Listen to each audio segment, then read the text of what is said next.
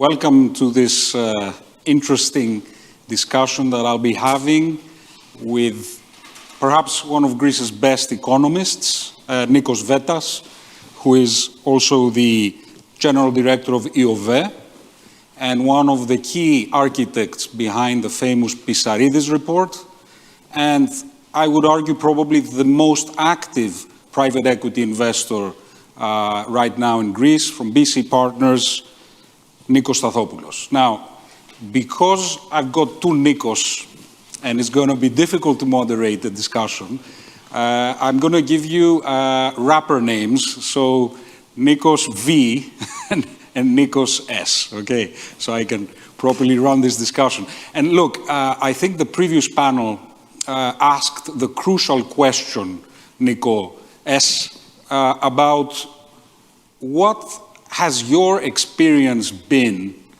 taking away obviously the bias of you being Greek, as an international investor, what was your experience of having invested in Greece over so many years? I mean, what are the positives and negatives, and what change have you actually seen over the past 5, 6, 7 years? Well, first of all, good afternoon to all, and thank you for having me here as well myself. It's a pleasure to be with you. I have been investing actually in Greece for the past 15 years, so I have seen the country evolve and not just in various stages and in various governments, but also in the perception that foreign investors like ourselves have had in the country. And I think Greece has changed, I would say almost dramatically in the last couple of years, partly with regards to the perception that the country has, but more importantly, the fundamentals of attracting new investors. In Greece has had a lot of historical issues when it comes to the usual things that I think everyone knows about our country in terms of bureaucracy, in terms of a slow judicial system, in terms of the red tape and everything else. I think a lot of these things in the last couple of years have taken a different, I would say, better route, in the sense that the country has been massively transformed when it comes to digital transformation, and that simplifies its processes. And it also, the country has shown a willingness to attract foreign investors by making sure that the processes are much more simplified, by the fact that the state and the administration is showing a willingness to facilitate certain ways, by having a more stable environment. And I think these are all changes that have resulted in more and more foreign investors coming into this country in the last few years. And I don't think it's by accident. I think it's because people see a combination of factors. One is, as I mentioned, a change in terms of the way things are done in the country. Secondly, and probably most importantly, in my mind, is growth. They see that the country is growing from more than a decade of very difficult times, of memoranda, of crisis, of financial crisis, of the risks of Brexit. And all these things are now behind us. And I think people are seeing the opportunity to invest in a market that is growing fast and that is changing in terms of its attitude towards investment. Do you still feel that we are behind compared to other markets that you're active in? And in what areas do you feel the next 5 years we should be focusing on?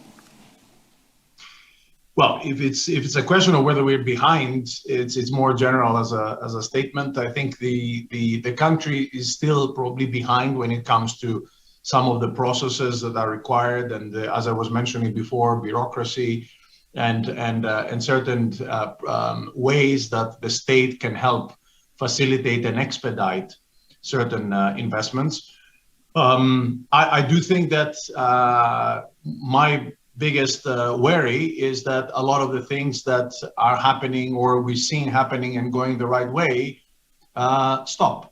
And they could stop because of change of attitude. They could stop because of a change of policy. They could stop because of course, another event which is beyond our control. because investors need that stability. And I think that's the stability that has been missing from the country over the last at least 2 decades that I've been closer to it, is the one that I want to make sure that it's restored and we don't lose. So as long as there is stability in terms of reforms, stability tax systems, so stability in terms of the way things are done, I think the country can match, call it, what other economies are doing today, and why even markets like other European developed markets have been attracting capital. Let's not forget that, unfortunately, our country, Greece, remains a small market. So for Greece to attract foreign investors, it has to almost have a disproportionate amount of either growth and or attractiveness vis-a-vis some bigger economies like France, Germany, Italy, etc., who have the advantage of size. Indeed, I think that continuity and predictability always come up very high on the list of things where we're lacking, indeed. Nico Veta, the Pisaridis report, I think, now has its almost 1-year anniversary, if I'm not mistaken. And I think a lot of people are curious, what has happened since you guys wrote this report? Are we on track? Are we not? What are your observations in terms of how we've progressed against the objectives set by that report?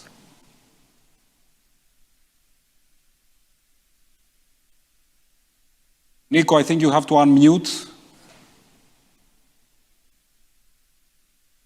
I think it's better now, no? Yeah, absolutely. All right, sorry for that.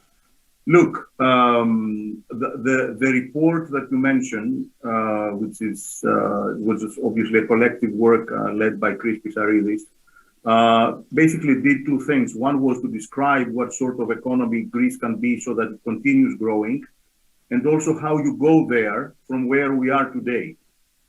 To connect back to what Nikos Stathopoulos was saying before, in my mind, the surprise would not be if Greece grows.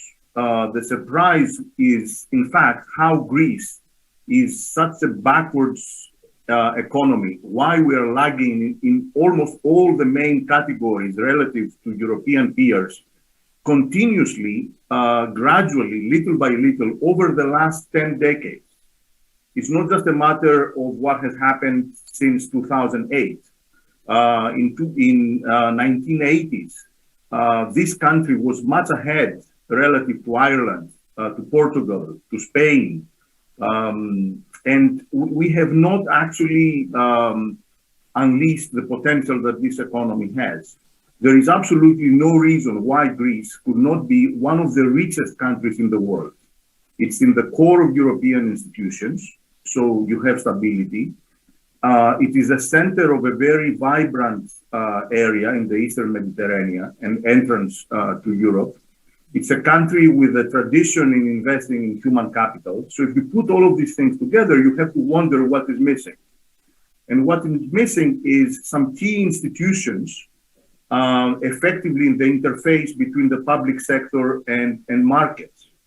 And that bureaucracy that the other Nikos mentioned makes Greek businesses very introvert, looking into domestic demand, but domestic demand is very low. And that led to all the pathogenies of the past. But let's not do a historical analysis. As I said, if a few things are fixed, and that's easier said than done, and we can discuss what has to be fixed further, the sky is the limit. Just to put things in perspective, over the last 10 decades, the overall investment level in Greece has been at the average of the EU. It's about somewhere between 23-25% of GDP investment. However, a huge part of that was investments that we made in our houses. So the average Greek household has been saving. It's not true that we have not been saving. Has been saving, but we have built houses. That's why we have one of the highest home ownerships in the world.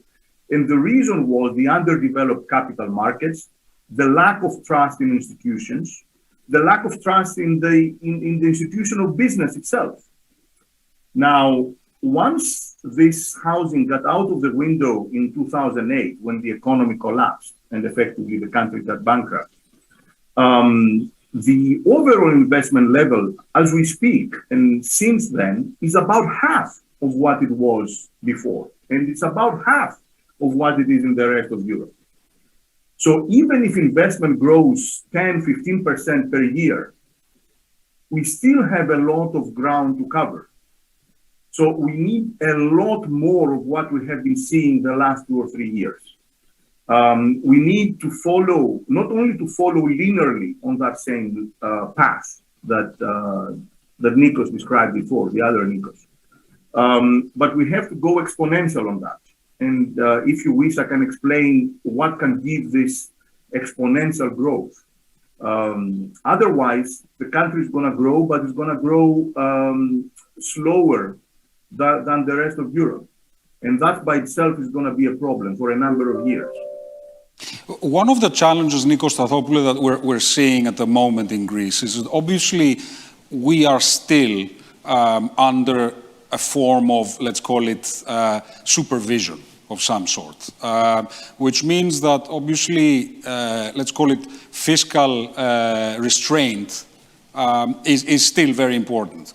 Now, despite the relatively large sums coming through RRF, we still need to pick our battles, right? So we need to decide in which areas we have to invest to get the maximum result. Now, one thesis would be that actually technology firms across Europe are growing at about 5 times the speed of the rest of the companies in any European economy, and hence a disproportionate amount should go into technology and innovation. And I'd like your opinion about that, both in terms of whether this is a correct statement and also whether these kinds of decisions should be made by the government. Well, first of all, I would say that innovation is key in anything. And it's key in anything because it grows business. It helps us stay ahead of competition. It also helps take advantage of new technologies. So I think innovation is absolutely critical, regardless of industry, regardless of country, regardless of anything else. And it's a must almost. I think it's also key because, especially for a country like Greece, but as I was mentioning, it applies in any context. It is increasing the chances to react to change. And by doing so, you can also not only be ahead of the curve, but also discover new opportunities. And all these things are relevant for one sort of ultimate target in my mind and one ultimate target only, which is growth.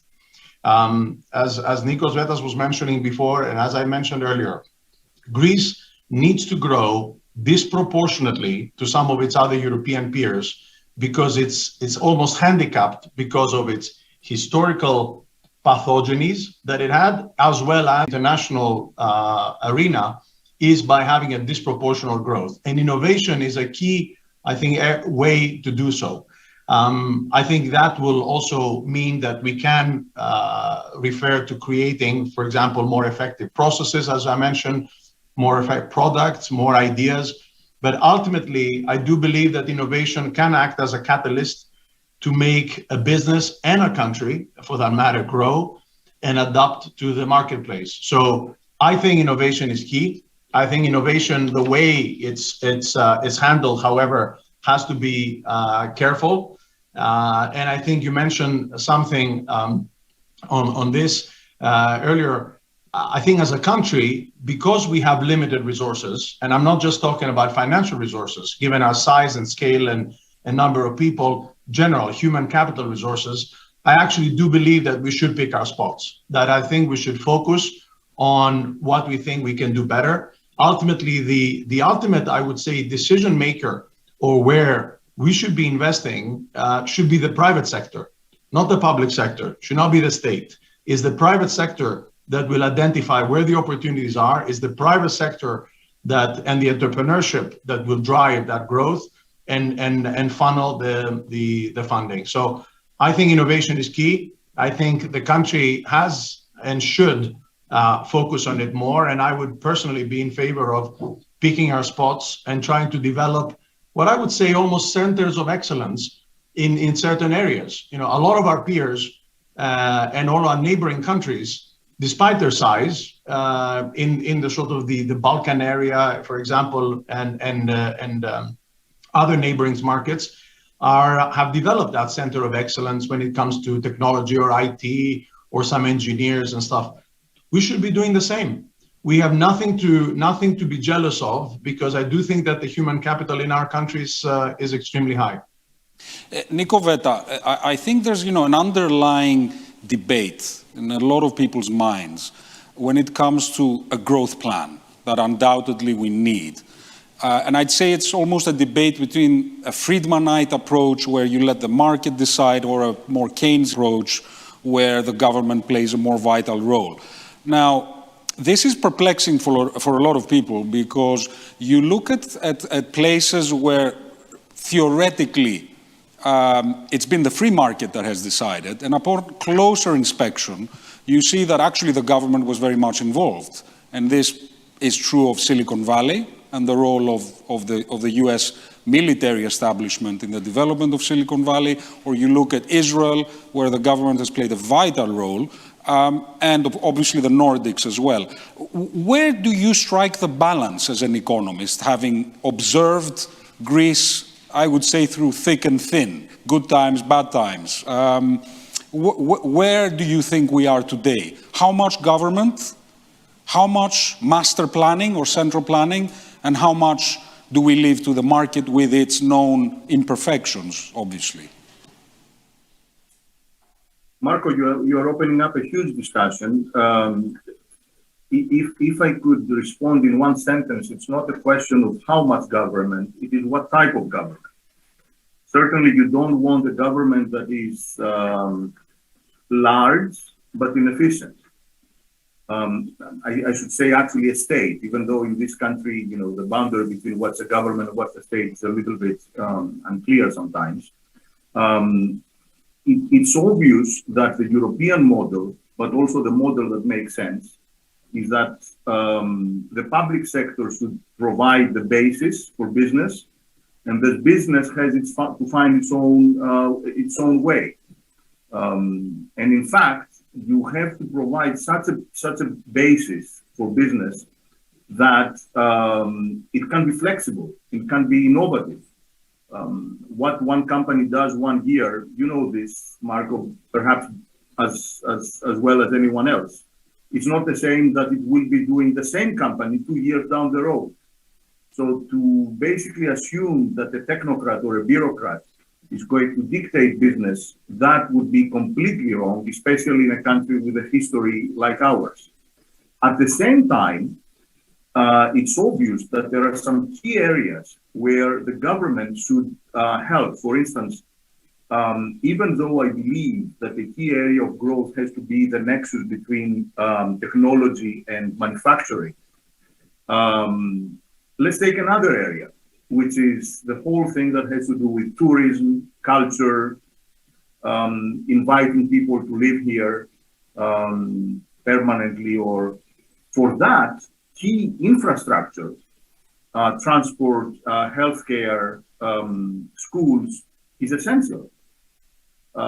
Likewise, what sort of interface we are going to have with universities and other education institutions. So how you create this, of course, it's not going to be up to the government to decide, but it has to facilitate through infrastructure. One quick word about some things that Nikos Stathopoulos very rightly picked up on. Innovation. That's how money is made. But in order to innovate, you have to take risks. And for businesses to be able to take risks, it has to be that the rest of their environment is not too risky. If you are in a country that's unclear how it's going to be 5 years down the road, or if you don't know what the tax system is going to be next year, then you cannot afford to take risks where it really matters. So one reason that stability is key is exactly so that you can take the right types of risks. You start 10 projects, and one of these 10 projects is going to work, and then you will be making money by creating innovative services and products.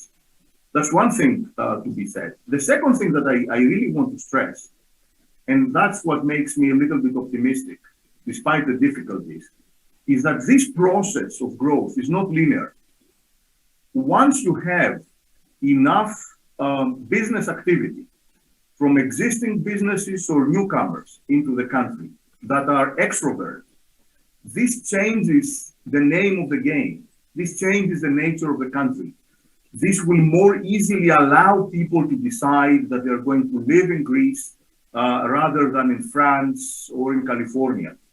They will not come in Greece if there is one good company, and they're very good at doing that, because they want to have an outside option. They want to have an alternative that they can move from company A to company B, or then they leave and they create their own companies, and so on and so forth. So it's not the same threshold in all the sectors, but there are threshold effects that once you hit them, these thresholds, then it becomes much easier later, let alone the fact that even in terms of the political economy of the country, if you allow me this term, once you have a lot of these innovative and extrovert firms, then policy actually cannot ignore them.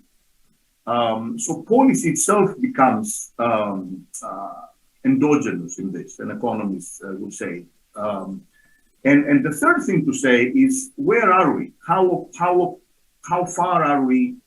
You asked before, are we out of the woods effectively? Are we there in terms of policy? In a very crude way, I would say that there are 4 steps until Greece really gets to really high growth.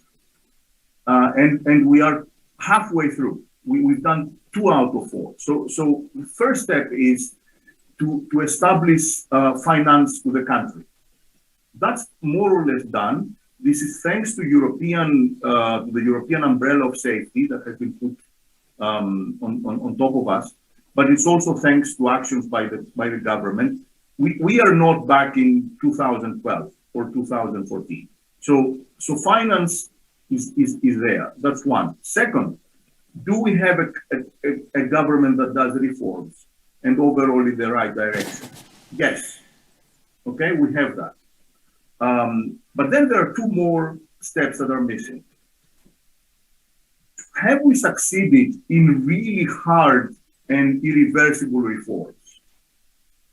And I mean cracking the hard nuts, parts of why we're slow in the injustice, some of the difficult parts of public administration, and so on and so forth. This we have not demonstrated yet.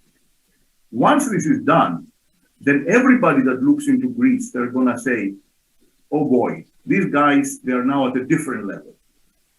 And that gets us to the 4th level. Can we have stability so that when a new government comes, because there will be a new government at some point, when ministers change, when conditions change, we can have enough continuity, because investors do not care about the next couple of years. Investors have a 10-year horizon. And this is not a matter of just the government. This is a matter of the opposition. This is a matter of SEV. This is a matter of the journalists. This is a matter of us, the researchers.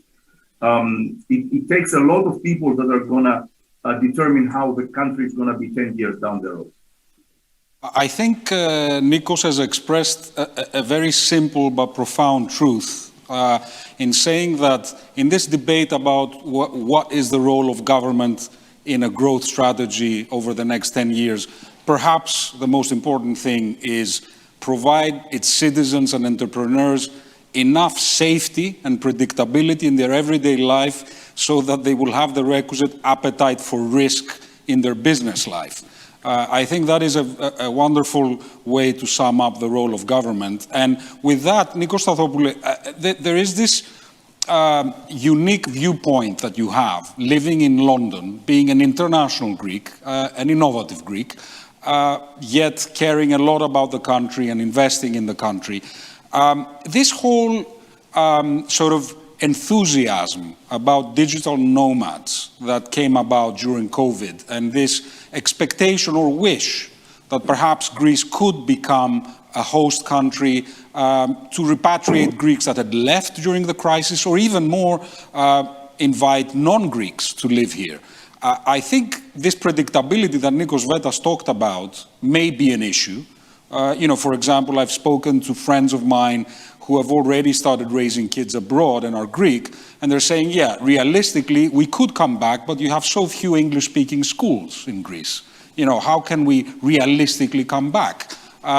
What is your sense about what might be missing to make this happen? And is it like wishful thinking to be talking about digital nomads?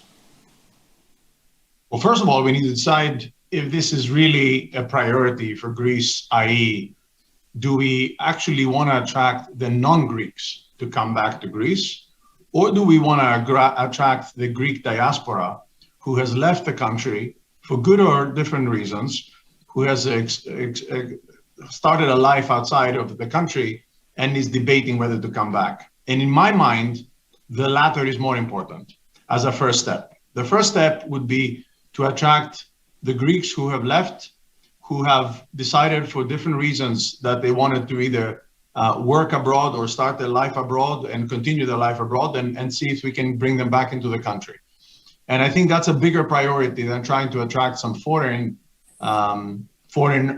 non-Greeks, let's say, to come back to our country, because unfortunately the infrastructure, the culture, and even smaller things like schooling and everything else are currently not catering for that. At the same time, I think that the country is going to be much better off if it's able to attract the bright minds, the Greek bright minds that left the country over the years and have developed a great career outside of the country and are debating to come back. And I can tell you also from personal experience and also from friends of mine, I'm an example of somebody who has lived outside of Greece for more than 30 years now, that a lot of, I have several of my friends, but for the first time over probably 2 decades, I've seen not only debating whether they should come back, but preparing to come back. And I think for me, as the British will say, the proof is in the pudding. I do think that here you see that the bright minds are coming back to the country. It doesn't necessarily need to be in the digital space. It doesn't need to be in the innovation space. I think these will come because I repeat, I don't think we should prescribe what industries or how the country is going to grow, because that the free economy will let it happen. What's more important for me is you have a bunch, and a very large bunch, of Greeks living abroad who left the country, and I think they love the country. They have that nostalgia of Greece, and I think, but in the past, the conditions were not there for them, and the opportunity cost really was very high for them to leave their current markets or jobs to come back to Greece just because of the love of the country or for the nostalgia. I think the country has a unique opportunity now. I've seen it happening, size that's going on. I think the country and the government, rightly so, if I may say, is giving incentives for people to come back. We're not pioneers in this. Other countries have done the same. And I think it's also the right thing to do. It's not for economic reasons, monetary reasons, and tax reasons that the Greeks will come back. But it's actually something that actually helps, because it's an additional incentive in the list of potential reasons that somebody might be having to debate whether they should come back to their mother country or not. So I'm optimistic, and I think you will see more and more people coming back, as long as what we were talking before is sustainable. And this is not just a one-off exercise. I see a lot of euphoria in the country, and I think probably the country deserves some euphoria because we've gone through difficult times. Let's make sure that this is a sustainable one, and it's something that will attract more and more of our peers back into our homeland. Nico, let me ask you a personal question, because sometimes it sort of unveils the truth. Assuming you were to take your family and come back in a month, right? what would be the issues in your mind that would make you skeptical? You know, the things that you would wish could be fixed before you came back. Where for in some of in my case, of course, it is a personal thing, and maybe not, it's not necessarily applicable to everyone else. But ultimately, the first thing, as I was mentioning, is for people who have had a successful career abroad, there is a high opportunity cost of, call it, leaving that career to come back to the country. So the one way that they will be attracted is if they feel that they can almost not necessarily replicate, but not leave sort of too much of their career. And when I'm saying career, I'm not talking only financial. I'm talking about also the intellectual challenge, the opportunities that are presented by leaving and being a citizen of the world, ultimately, where some of us have developed of being. And I think having that international profile, that ability to have growth opportunities in the country are key. And for me, that would be a key thing in coming back to Greece. And that's why in a country where you can see growth, in a country where you can see innovation, in a country processes being simplified, and the daily life, as in Greek, η καθημερινότητα, is not something that becomes a chore, but it becomes a very straightforward exercise. I think these are all important steps to attract people like ourselves. Financial incentives would help, but I don't think they are the ones that are going to determine if, certainly in my case, but also a lot of my colleagues, are going to be the number one criteria to bring us back to the country. That's actually very useful. I'll go to another topic, Nico Veta, which is that essentially, if you think of this environment that we're in right now, and especially in the context of this gathering today, you know, we're talking about younger companies that have been founded in the past 5 to 7 years. They seem to be performing very well. You know, they've reached a market cap of about 7 billion, which is nothing short of a miracle if you look at where we started, yet way behind most of the rest of Europe. In terms of the investment steps, or let's say the investment areas, we've got some venture capital at the moment. We've got 6 funds. Israel, of course, has 250. And we're investing about 70 million a year. Israel is investing $1.5 billion. Germany is investing 700 million. So, you know, way behind. And then another thing is we are mostly lacking later stage investment sources within Greece. So essentially growth capital when it comes to technology is very, very limited. And then we have a virtually non-existent stock market. Okay, so a lot of the parts of the chain are still not there. You know, they're literally missing. I would say angel investing, definitely missing. VC, yes, we have a little activity, much less than other countries. Virtually non-existent growth equity, and then a stock exchange that is suboptimal, to say the least. Realistically, what would you prioritize right now, Nico Veta? You know, where should we put our energy? What should we fix first? I have an interview straight after you guys with the Prime Minister and Prem Watsa, and I will put that question to him, but I'm interested to hear your views. Well, some of what you described, Marco, is more like a symptom than a cause, or in fact, it's both a symptom and a cause. We have had an underdeveloped capital markets for a really long time. And all this goes back to what we have been discussing, the lack of broader stability that would allow you to fund risk in the right ways.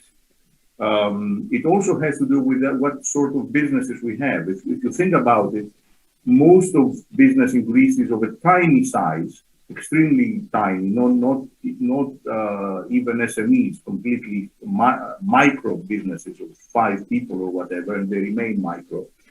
And then what you also have is some larger businesses that have been around for 20 or 30 years. But what you are missing with several good exceptions, but overall you are missing a lot more businesses that they start small and then they grow and they become of a size that is noticeable in an international scale. And you know, and we all know that there are some examples, some great examples, but we need a lot more of that. So where you start? I think you cannot start by saying I'm going to just order more venture capital or stuff like that. You have to start with having a broader, a stable, broader environment in terms of tax policies, justice system, and so on and so forth. Of course, you cannot fix everything overnight, but you have to show the direction. Once this is done, everybody understands the Greek economy, like a huge magnifying glass has been put on top of us since 2010. Obviously not for the internal demand. It's going to come in for foreign demand. And what can this foreign demand be? As I said before, technology, and this implies services, but also manufacturing, one. And then there is this whole ecosystem, some might say, between cultures, broader civilization, tourism, and so on and so forth. I want to say one more word on the human capital aspect. First of all, Nikos Stathopoulos is absolutely right. This resource of Greeks abroad is completely valuable. And you have to mobilize these people, but not necessarily in the idea that I'm going to give up my career abroad and come to Greece. Okay, you have to do it in a way that people come to Greece and they still keep the option open that then perhaps or then they attract some of their non-Greek colleagues. Greece has to be open in its labor markets and in its entrepreneurship. It cannot be you are in Greece or abroad. The ideal is that you spend some time in Greece and some time abroad. And in this same vein, I think a great opportunity is going to gradually appear if we open up our higher education system to non-Greeks. Countries have done this, obviously the US and the UK. They collect the best and the brightest, in quotes, of course. But other countries as well. Of course, Israel, the Netherlands more recently. If you imagine a system where a third or a fourth of our students in the engineering schools, in economic schools, of course, in humanities and classics, these are non-Greeks that they study here. They learn the country. Perhaps they create personal relationships. Not all of them, but maybe one out of four of them, 1 out of 5 will stay in the country or they will return. This is huge. The country has to have a more active immigration policy. Greeks will always leave the country, and they should leave the country, some of them. So we should be inviting new blood. And so this, along with having some people spending some of their productive years here, this can make all the difference. Nikos Stathopoulos, I think, the perspective of someone working in private equity is potentially very important in sort of identifying the management capability, not just of a company, but also of a country. So you've built teams here that actually have successfully grown businesses, and then these businesses have moved on at much higher valuation. You've probably observed more than most, and from an outside perspective, an unbiased perspective, the weaknesses and the strengths of Greek managers. Could you give us a sort of an honest account of where you think we're doing well and where you think that the issues of the educational system become most apparent? Well, first of all, you're right, Marco. I mean, the reality is that I have invested over 25 years now of being in the investing in the private equity industry. I've invested in about 13 or 14 countries. And I can say, not just because we're having this discussion today, but honestly, hand on heart, that I think Greece has among the best management teams I have come across. They are very well educated. They're very commercial in the way they approach business. They're very hardworking. I think there's a wrong perception outside the country and the outside world about the work ethic of our fellow Greek citizens. And I can tell you that in my experience is second to none. And I think there's a wrong perception that hopefully the results will show that it is indeed very wrong. So for me, I think the human capital that I have observed in various sectors like telecoms or in media or in healthcare or even in hospitality that I have invested in the past is very strong. What I do think it makes a difference ultimately is you can attract and retain ultimately very good managers the bigger the company is. And also, I would also say the more sort of extrovert the company is, because that gives the advantages that also, for example, Nikos Vetas was mentioning earlier on, that you want to have people who actually feel that they can interact with the outside world, that they have the opportunities to travel, to have that intellectual and personal challenge that every one of us who has an ambition to grow can have. And in my mind, the better management teams I've come across are the ones that have been involved in businesses that had a big extrovert profile.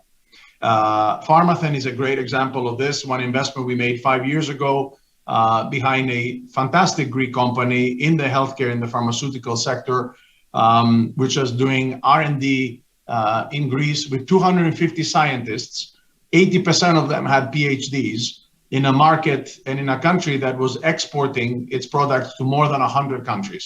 And of course, it was ended up being a success story, not so much because we did something magical as shareholders, but because the management team was able to execute a strategy that was very well thought through, and they were capable of implementing it. And so I think my view is one of the potential handicaps that our country has, as I mentioned at the beginning, was its small size.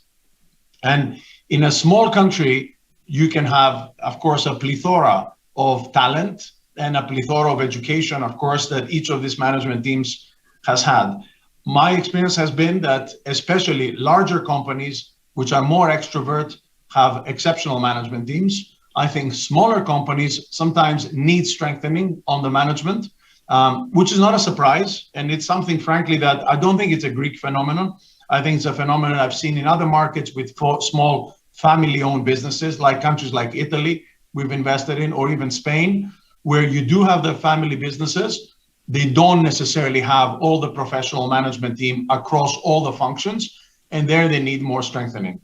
But I do believe that the country has nothing to be jealous of other markets. I also agree that it would really help if the educational system supports and encourages more international people to come over.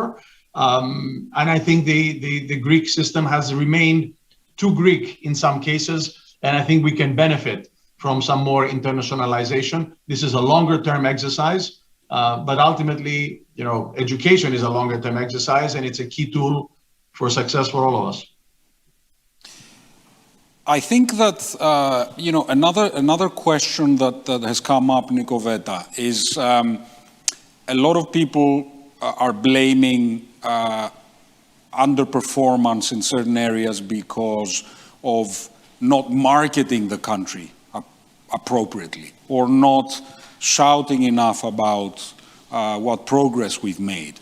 And I guess the question here is, are we ready? Bill Bernbach, the sort of father of kills a bad product as fast as good advertising. So my question to you is, do you think we're ready? Should we be shouting about Greece, or we give it another 1 or 2 years, put our heads down, do more infrastructure work, and then go for this kind of campaign? What's your perception, your opinion, rather? Marco, that's actually a really interesting question. And regardless of what perhaps I think the country not to invite investors now, even if we are not ready, because there is a window of opportunity in the world, in the global markets over the next improve. However, and I think that's the core of your question, we should not promise what we cannot deliver. I think we should not oversell ourselves. Greece is a country of huge potential, but also of huge weaknesses. And I think, as I said before, almost every investor now knows what we are. If we promise that we're going to deliver, 2.5, we should not deliver 2.4. We should, and that's primarily has to do with businesses, but also the government. Credibility is that you deliver what you promise. And I think Nikos was right before when he said that there is a deficit there. I would absolutely prescribe with the idea that the quality not only of managers but of scientists and most people who work in this country is excellent. They are flexible. They work extremely hard. They are innovative. But we do lack. When it comes to businesses, governance is not always the greatest. Transparency and rules, and that what we could gradually promise, Marco, that we are on a path of improving. I think showing that you are in a credible path of improvement is pretty much, that's 99% of the battle. You don't have to show that you are perfect. Nobody is perfect.